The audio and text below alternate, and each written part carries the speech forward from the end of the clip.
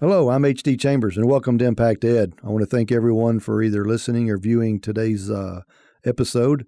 As always, we are always grateful and appreciative for those of you that have an interest in our school district or the topic that we're discussing today, or maybe the individuals that are participating in the conversation. But it goes without saying that it takes all of us to understand our school system, and it takes all of us to help support our school system as we continue to try to educate our children. We are joined today with two individuals who are doing exactly that. And when I say supporting our school district, you'll hear through the conversation how much they are supporting our students and our staff and the community at large.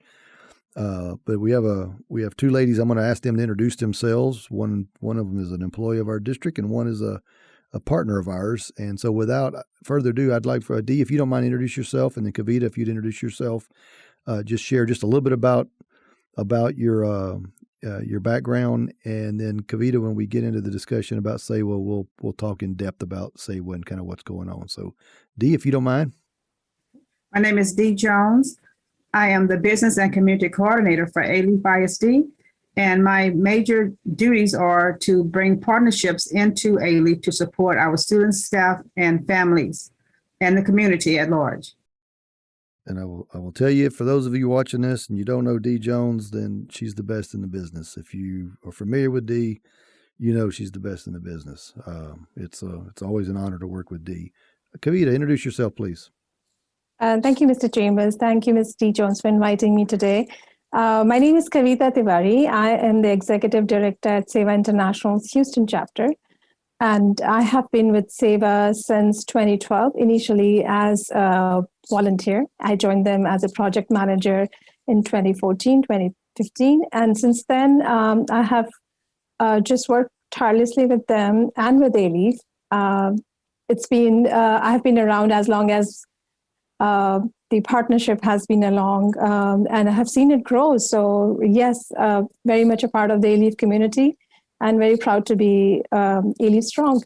That's awesome. Well, today's conversation is going to be focused around Sewa. And for those who are not familiar with Sewa, which you're probably not, it's spelled, as you can see on Kavita's screen, SEWA. We pronounce it Sewa, and she's going to talk about the organization and what they do and what their ultimate goals are, and they're very lofty goals, and they're very meaningful, intentional goals. But the point of today's conversation is to give a glimpse into what happens when business and community partners work together and what can be done, and perhaps more importantly, what's left to be done, what could be done with additional support and additional partnerships. And in today's climate, in today's world, particularly in education, we have children and families who have spent the last 13 or so months struggling, to say the least, socially, emotionally, financially, obviously educationally with our kids. And this attempt to begin rebuilding our education, or rebuilding the education of children who have lost out in the last year or so, and to begin rebuilding the confidence and the support that's there for our school system, is going to take time. And Sewa is one of those key players in our community to help us do that. So with that, Kavita, I'm going to turn it over to you and let you talk a little bit about Sewa and just we'll let the conversation evolve from there about things that are important to us in our community and kind of what you hope to see in the future.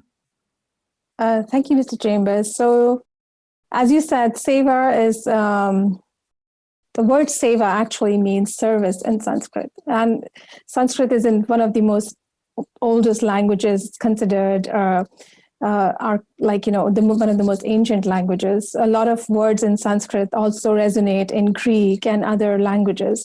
So if you do a little bit of research, you will see that for example, numbers and numbers are what we have in Sanskrit are also translated in Greek, and a horse is also called Ashwa in Hindi or Sanskrit, and it's the same word in Greek too. So it goes back really long, and the word has a very significant meaning because it just does not mean service; it means service above self.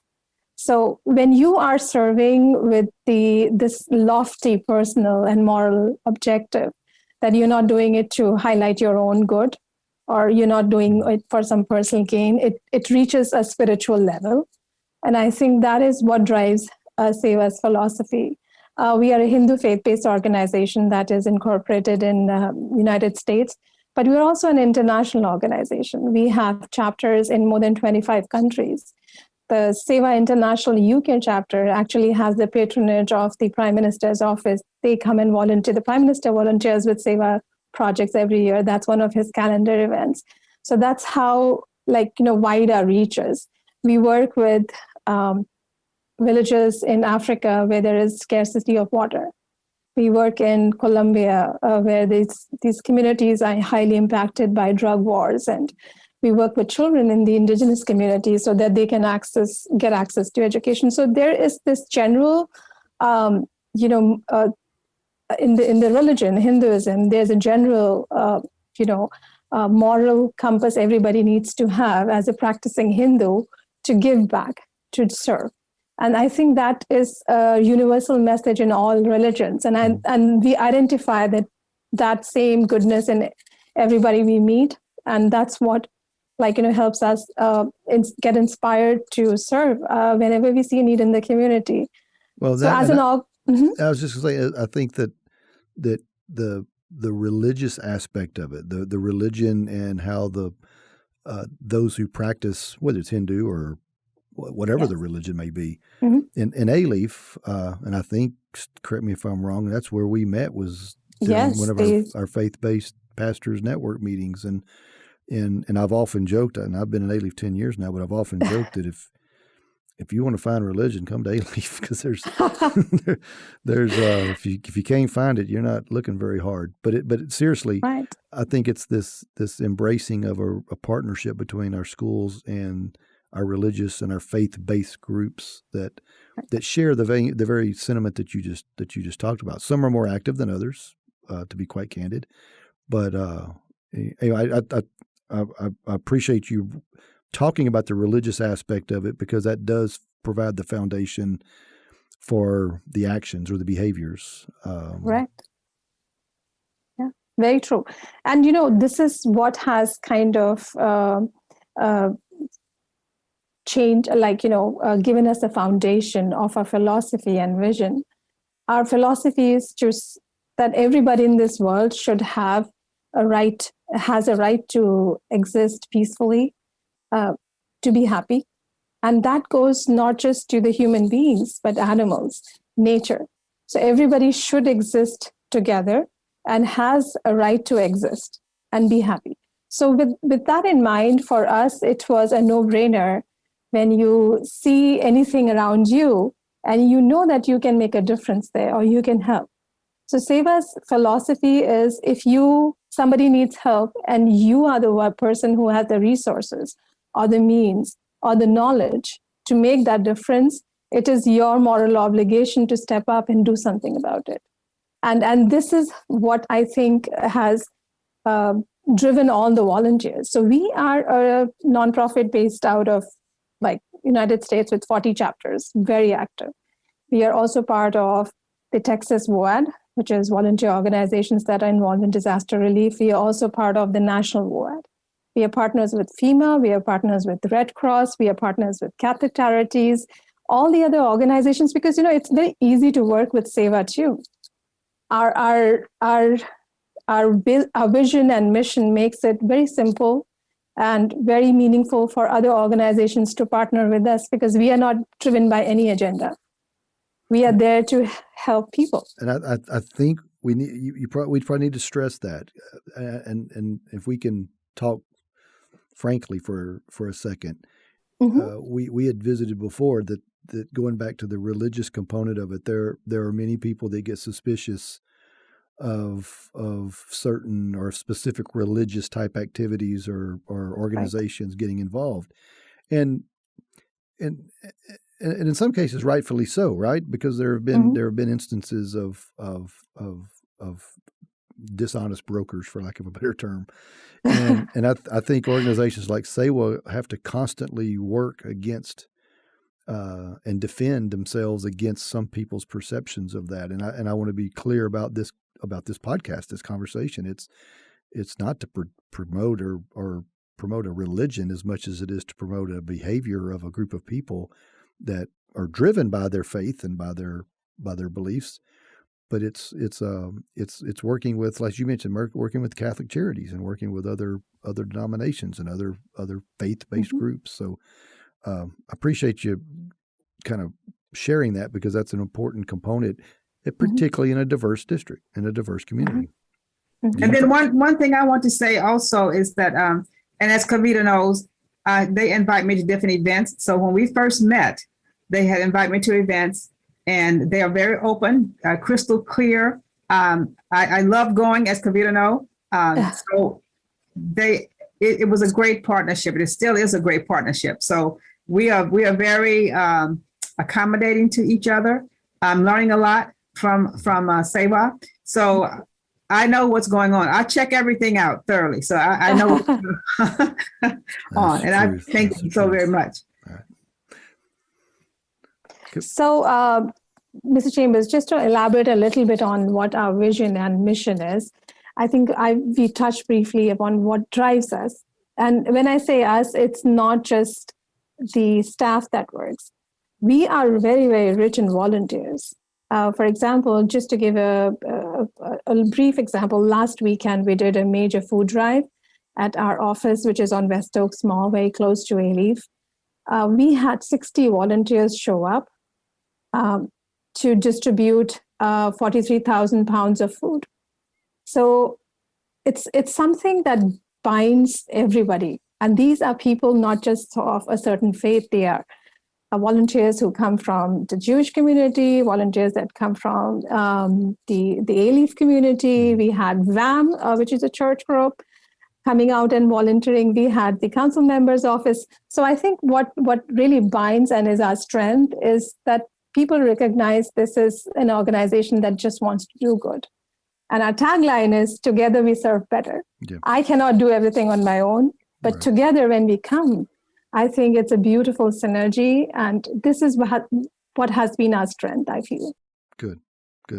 Talk some about your activities. I mean, the things that you have been doing, whether it's in our school system or just in the community, because you've said several times you're proud and you love this community and you're committed to it right now. So what is it exactly, or what are some examples of some things that you guys feel good about?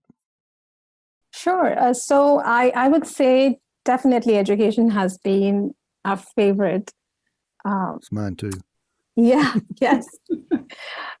I just think about it all the time. I want to do whatever I can to make things better. And I'm always kind of exploring what can be done to make things better.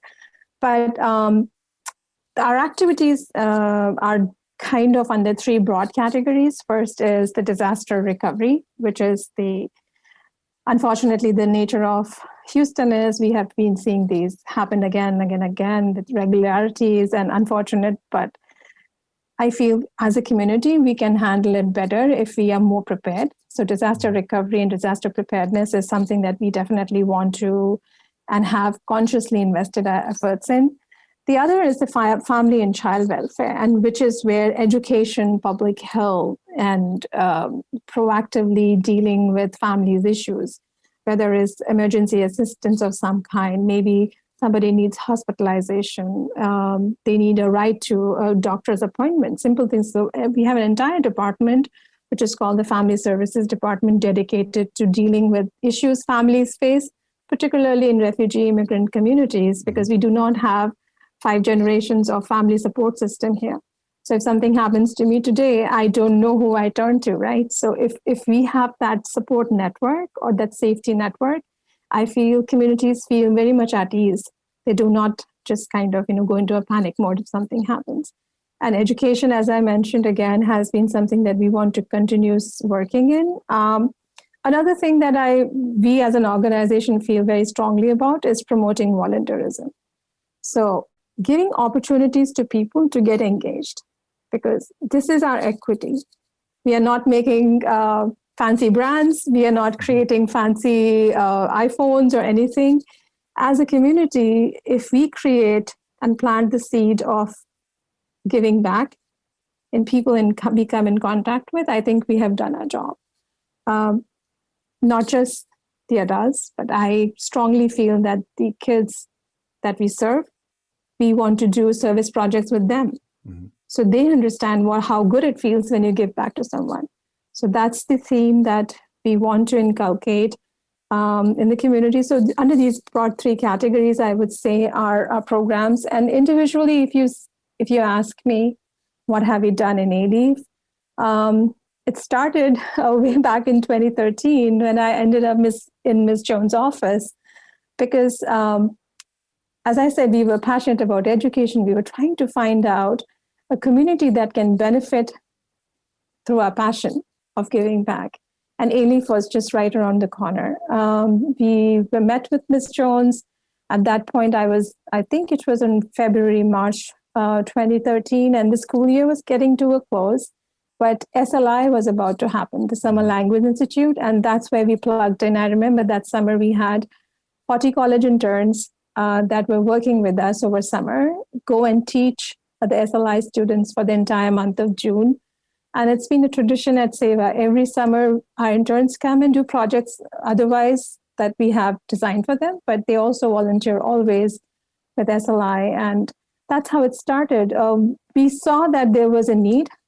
And we saw that we had people who were very passionate about giving back, and our job was to bring the two together. And that's how it started at Alief, actually.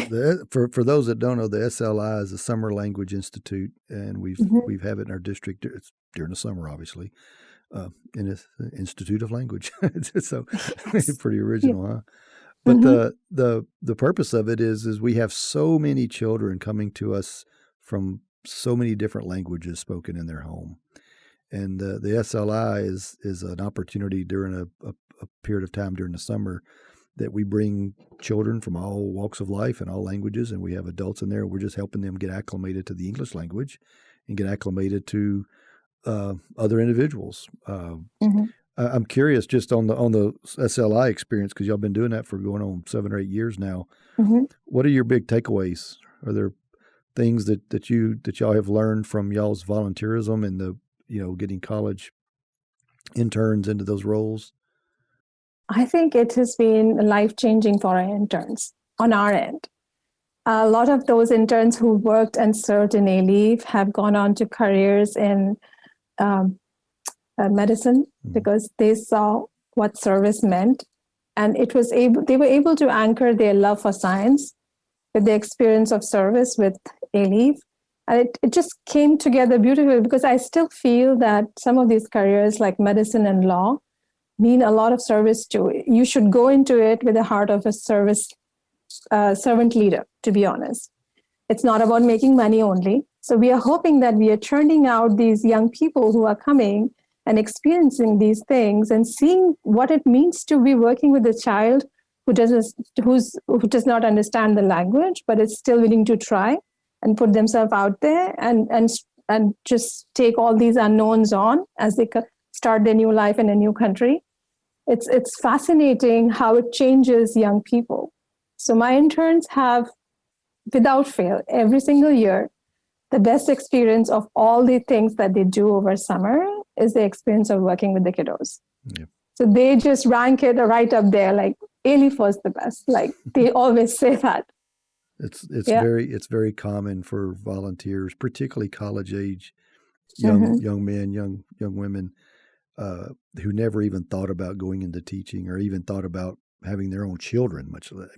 Right. They spend some time with these kids and they get attached. They fall in love with them, and there's so much of that need in our community for these kids to have someone that they can look up to, especially those that may look like them or come from their backgrounds. Do you find that as being a I don't know, something that benefits your interns is looking at a little one of just having a relationship, if nothing else, by being from the same culture or the same background? Absolutely, all the time. I get to hear that because a lot of their stories resonate with these kids. Yeah. And because, these are people who know what they are applying for. They're smart college-going adults. They know what they're getting into. And they are seeking out Sewa to do this summer internship versus a paid internship or a paid job at a Starbucks, right? So they already are service-oriented, and they probably had that burning desire in them to see that in action. So they already have that mindset, and this exposure just completes that experience for them. And a lot of them have said, I want to do this because I was that child. Mm-hmm. I was that child living in this apartment who had no access to resources. My parents were too busy putting food on the table to help me. They didn't know English. I was the family translator. I have had students who are interns and also Americorps members who I worked with who have said this to me, that till date, their parents are struggling because they cannot go to a doctor's appointment without having their child on the phone or their daughter or son on the phone being a translator. So they recognize the struggles, and these kids' stories resonate with them so completely. And they are, of course, at the other end of the spectrum, which are really privileged kids who have no idea that 2 miles down their home, there is a community that exists, and that's the struggle that they're going through. Their eyes are opened, and I hope that they take that experience over summer and learn to be that individual that is willing to give their time or write that check. Both are valuable. In my book, giving your time is way more valuable. But of course, if you cannot give time, then facilitate something that you can. Mm-hmm. So that spectrum is the most, they come out like their eyes wide open because they had no idea this was happening. I think a lot of people, include myself in a lot of cases, there's a lot of people that on a conscious level, they know that we have community members and there are individuals that are living in the conditions you just mentioned. But until you actually see it or you meet someone in it, it's not real. It's just it's a thought. It's something that's in your mind that you like I said, it exists. You just don't know what it looks like when you see it.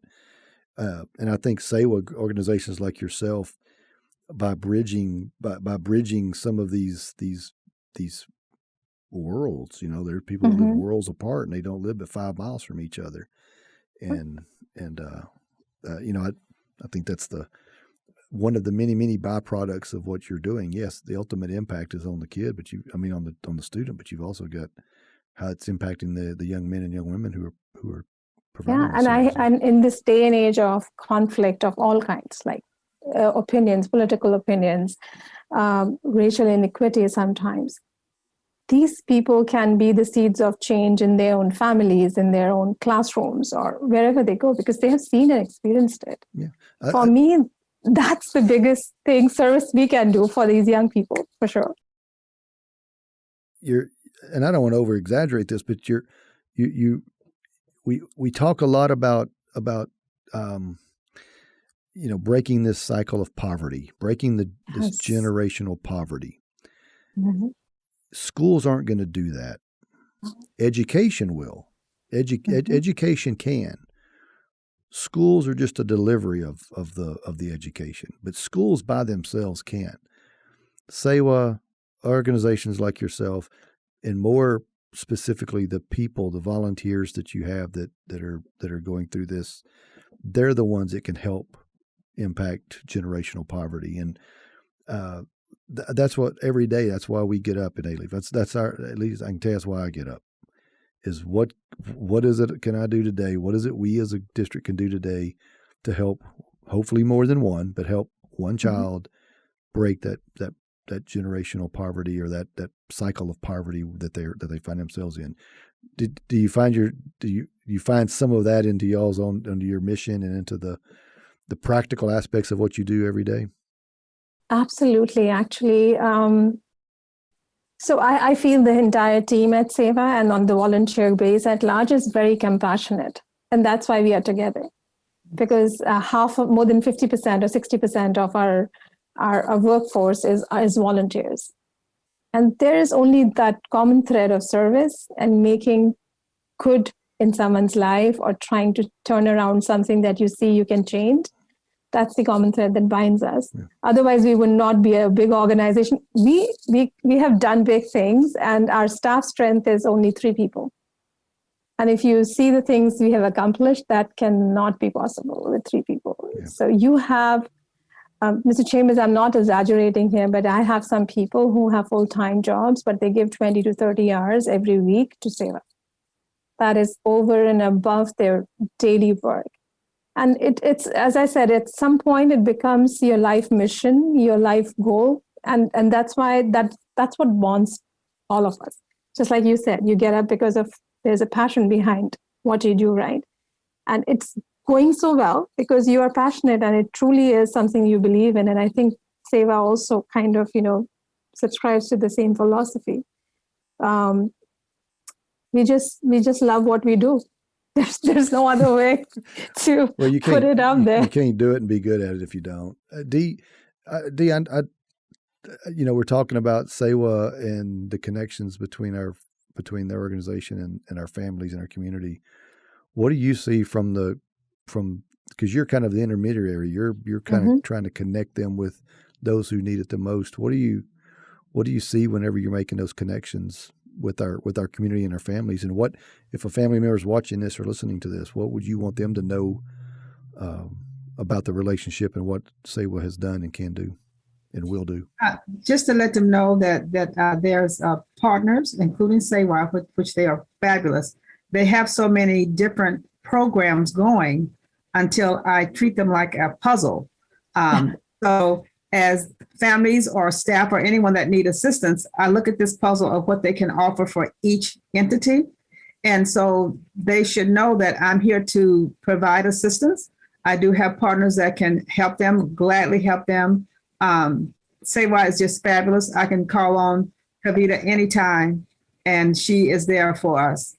It could be needing a doctor, as she said. When we were volunteering for the food giveaway recently at Alief Middle School, the one doctor was volunteering. He came up to me. He says, "Here's my card. If someone needs heart surgery, here's my card." And it's just, they're just so open and just available at any time to offer assistance for families, staff, students, community members.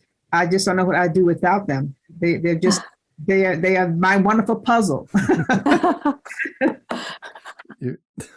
You mentioned, Kavita, you mentioned earlier Americorps or talk a little bit about that. What is that, and what is the ultimate objectives with that? So Americorps actually is a part of it's a federal program, and it's basically trying to promote, again, volunteerism in America. So giving young people, old people, a chance to do service in the communities. It was founded by President Clinton a while ago. And then recently, when President Biden came along, they have increased the funding to bring in more Americorps members. It's a federal program, and Sewa is part of the Texas Americorps program. So there are 2 levels, Americorps National and Americorps Texas. We are part of the grant, which is in Texas. And the Texas grant is administered by Governor's Foundation. It's called One Star Foundation. It's a nonprofit by itself. So we have been working with Americorps for several years, Mr. Chambers. Initially, it was the Americorps Vista program. So Americorps Vistas are volunteer members that come to your site and serve at your nonprofit in the capacity to build organizational depth. So they work in organization capacity. So they will manage or create new systems, put in new processes, trainings to increase the nonprofit capacity to function better. The current program that we are in is a 10-year grant. It comes in phases. The first year is, we just completed year 1. Then we have a 3-year running grant, and then we reapply, and everybody that gets approved gets extensions, and it goes on for 10 years. So Americorps, if someone is not familiar with, but they know Peace Corps is you go and serve abroad for a couple of years. And the idea is that you're living at a small amount of stipend. You don't get a living wage, you get a stipend. The idea is you live in those communities, experience the poverty that they have seeing, and then you're serving the same community. So you have an idea if, for example, this young man in your classroom is not focused, probably he's from a low-income family. You understand what low income means now. You know, because you are living that wage, and you are empathetic to the living conditions that young kid has probably in their house, and you're not judging them from a different perspective because you're living the same life. So the Americorps grant came to us after this September. We were in a year of planning grant with them. They were judging and helping us plan our programs. And once the the planning grant finished, we rolled into the Americorps program. Currently, we have 18 members. 12 of our members serve in education, and 6 of our members are spending their time working in disaster services area. The disaster services members, again, remember our commitment to disaster recovery was very strong. So we consciously had applied for 6 members to work in disaster preparedness training. So 4 of our Americorps members are experts now in the area of training the community in disaster preparedness. Now, most of our families in Southwest Houston are either immigrants or refugees. And since they're new in this country, they have no idea what when a hurricane comes, what you're supposed to do. All right. Nobody knew what a freeze was in Texas, leave alone Southwest Houston. We were so unprepared. If we had only known where our water valves are, or how to winterize your home or empty out the pipes, so many families went through thousands and thousands of dollars of damage just because we were not prepared. Yeah. And they're predicting another active hurricane season. So our commitment is train as many people as possible so that we can mitigate the losses. Our communities do not have to repeat that cycle again and again. And just when you are ready to get back on your feet, the winter storm happened and then something else happened. So you're always playing catch up, right? So that's the mandate. We're also training ordinary citizens in Alief community and Southwest Houston communities to become case managers. So case management training can be given to anybody. For example, at Alief School District, if you mandate 15 people to take that training, they can do actually case management entry and pass it on to Sewa, and then we get the resources on to families what they need. But our biggest chunk, like I said, was 12 members in education. 6 of these members are currently serving in Alief campuses, and they are really working embedded in classrooms where students need most help. So the ESL department, Ms. Patricia helped us identify high-need campuses that were high school students and middle school students. And our Americorps members are working in the classroom in real time, whether it's in person or in the remote format. And these members are called interventionists, language interventionist specialists, and they are seeing students who are not at the classroom level in terms of their language. So even, for example, they have a science classroom and they do not understand what the teacher is saying. They can be just worked on in a smaller group with the Americorps language specialist to break down the conversation so the child follows the science and not get lost in the language part. Do you find in that regard you're able to access adults that speak a variety of the languages that our kids speak? Because sometimes in schools it's hard to find someone who's either certified or even speaks many of the language, the less prominent languages across the planet. Do you see a? You mean in hiring the Americorps members? Yeah, just the diversity in the language spoken by those that you're hiring. Sure. So we have our the current members that we speak. We have Mr. Chambers. They speak Arabic. They speak 5 different dialects from South Asia. One of them is. A couple of them are from Nigeria, so they speak, I don't know what language that is, but they speak a different dialect, both of them. And then we have Spanish speakers. We have people who are very fluent in both Spanish and English. So there is a big pool. And as the program matures, we can identify upfront, because this is our recruitment season. We are recruiting between now And till end of, I would say maybe June, July, we'll be recruiting Americorps members.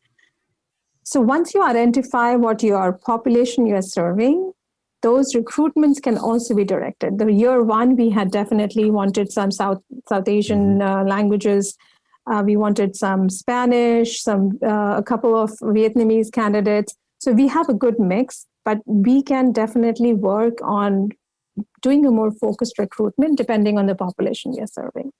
But the idea is that these these students are just not in a bigger classroom group and getting lost in the conversation, but they have more focused attention of an interventionist who is equally passionate as the teacher in the classroom. Yeah. Anytime you can split the classroom so that there's 2 or 3 adults to help support, the fewer the children per adult, the better things are. Absolutely. And the teachers are there to give the curriculum advice. We are never working alone by ourselves. Yeah. And that's a critical thing. I think in Alief sometimes it's somewhere between 80 and 90 different languages that we have spoken. Yes. Oh my goodness. Yes. And obviously we can't find teachers to speak every language, or staff members for that matter, because some of them are extremely rare or extremely specific to certain regions of the country. That's why I ask about your reach, the reach that you have to bring in different people with different language backgrounds. I'm going to use this as a real quick all-call. What you just heard was Kavita talking about the Americorps and the volunteers, and for those who are listening or watching this that might think, I'd like to give back somehow. Maybe I can't spend 20 hours a week, but maybe I can spend a few minutes a week or an hour or so here and there.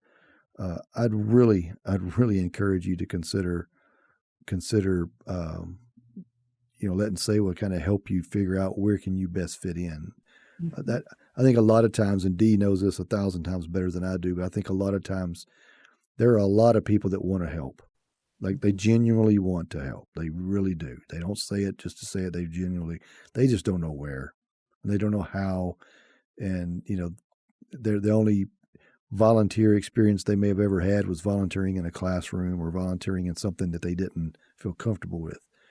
We have so many different opportunities and so many different areas to volunteer in. So this is my public service announcement for those that are interested. This would be the perfect opportunity, because if I hear you right, Kavita, the more case managers you have, the more impact you'll have. Absolutely. And this is something that you'll be working once you get trained, you're working in your own community. You're not going out and say 50 miles out to some other town and trying to help someone else. You're helping your neighbors in your backyard. Yeah. And I think that's where all service should start. And that's why Alief is so important to us, because we are part of your neighborhood. Mm-hmm. We want to make our service impact first here before we go out anywhere. That's what makes any country, particularly America, but that's what makes any country successful is each community taking care of themselves. Correct. If every little small community, neighborhood, town, municipality, if they took care of themselves, took care of their issues, we would have a much greater state. We'd have a much greater country if we just did that. I want to wrap up by maybe going back to something you said at the very beginning as you talked about your mission and your goals of the organization. In your mind, if you could wave the magic wand, where do you see Sewa and Alief ISD a year from now? So think about the 21-22 school year. Mm-hmm. Based on your goals, y'all's plans, your objectives, your budgeting, all the things that you're recruiting, all the things you're doing, what would you like to see as we wrap up the 21-22 school year, getting ready for 22-23? Well, very clearly, we already have a platform, Mr. Chambers, in form of the Americorps program. Mm-hmm. I can visualize. Currently, we have 12 members working in education. Our mandate is to go up to 100 members in next 10 years. I can see a significant chunk of those amazing college graduates very, very passionate about service. Because, you have to factor in that these are not people who are just looking for a job. Mm-hmm. They are giving a year of their life to make an impact in the communities or the causes that they are passionate about. They're living on minimum wage, and they're willing to do it, to sacrifice, to make a child's life better, to change a family's future. Or have we been talking about generational poverty, right? So my vision is that we will have a significant chunk of these members serving in Alief classroom. Each of our ESL classrooms that has challenges of, we just talked about it, 50, 60 different languages. You have an additional helping hand in that teacher's classroom to help break down the problems these kids are facing, which is just understanding the language or breaking down the sentence structure for that matter. Yeah. Little things that can really change a child's confidence and the teacher's classroom experience and the student's classroom experience. And the impact, of course, is the biggest outcome we see is that Alief climbing up that ladder of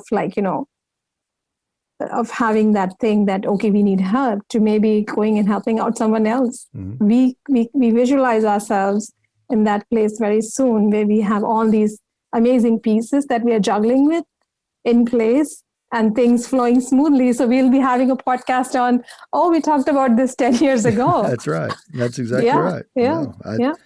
No, I want to put along the lines of what you just said and your vision for a year from now. One of the things that we're going to need as a result of COVID, there's a lot of things our kids need, but one of the specific things we're going to need as many caring, passionate adults in our elementary schools working with our 4, 5, and 6-year-olds. We have,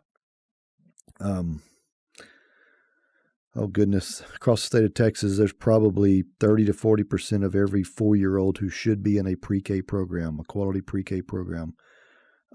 Roughly 30 to 40% have not experienced that this year. Their families have chosen to keep them home. They've chosen not to try to make a 4-year-old learn off of a laptop or an iPad. And as a result, there's going to be a lot of 5-year-olds showing up to kindergarten in about 5 months without any experience, that they were going to, that some of them are going to be behind even with the pre-K experience. Now, without it, it is going to be that much more significant. And so we as a district are working on these plans with a sense of urgency. But I'm imploring people out there who may be interested in what is it, asking the question, where is it I can help? Maybe you can help a 4 or a 5-year-old who's missed out on pre-K, or a 6-year-old who missed out on kindergarten as a 5-year-old. Maybe you can help a teacher by shrinking the size of the classroom. So instead of 20 or 21 or 22 kids, the teacher's dealing with 5 or 6, and 2 or 3 volunteers are dealing with 5 or 6, because that is the only way. That is the only way we're going to overcome the losses that have been accumulating in the last year or so. So that's my plug for people to reach out and get involved and get engaged with Sewa, because they will put you where you're needed the most, and they will match up what you want to do, what you're caring about, with what is needed. Dee, before we wrap up, anything, you're responsible for all of this. You're the one that brought us together and got him into the district. Your observations on our business partner Sewa, and just in general for those that are listening, how do you become someone like Sewa? How do you get engaged and be as passionate as Sewa does? What is it they can do that you can do to help them?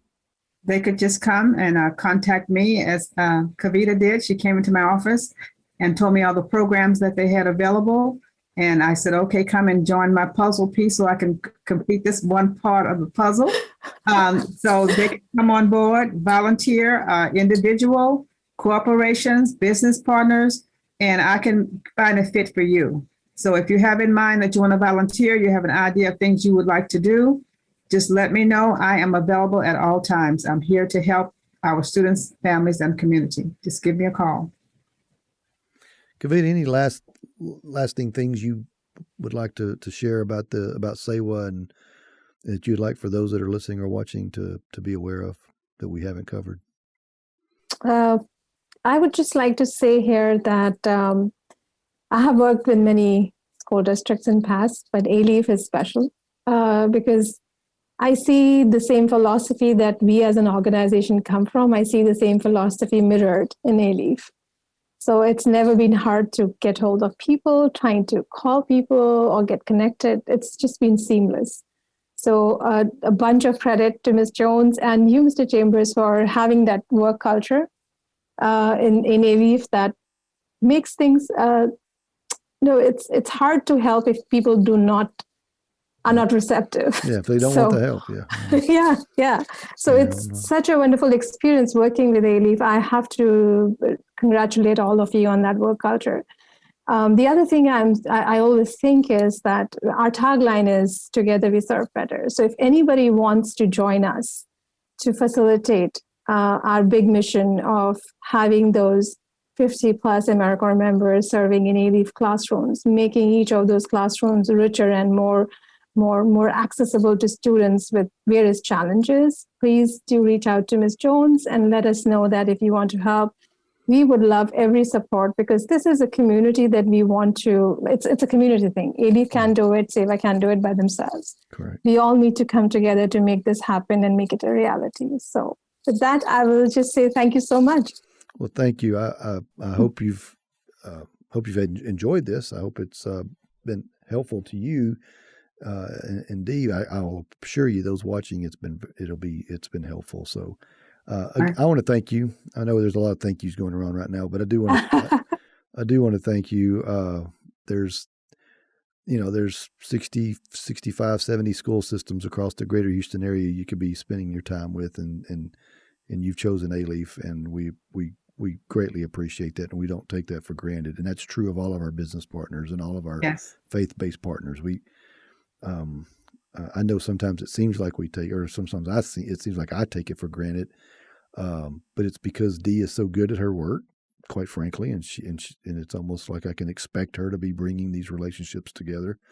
But it's individuals like you, Kavita, that once you sign up, you're all in, and that part of it is comforting, and it's nice. It's nice knowing that we're not all in this by ourselves. No, you're not. And we know that sometimes we act like we are, but we're not. Thank you, Kavita. Thank you for everything. Thank you, Ms. Jones. Value and appreciate Sewa. Thank you so much. Thank you so much. That's good. With all this, we still have room to grow, and we still have areas that we can improve on. So I don't want anyone to get the impression we're patting ourselves on the back because we've reached the finish line, because that's not the case at all. I know. Correct. So our goal is to get some people perhaps encouraged to participate based on their participation in this podcast. So thank you, ladies. Again, can't thank you enough for doing this, as well as what you do every single day for us. So I'm HD Chambers. This has been Impact Ed. Thank you for joining us. Take care of yourselves, and we'll see you soon. Thank you. Thank you, Mr. Chambers. Thank you, Kavita. Thank you, Ms. Jones. Bye-bye.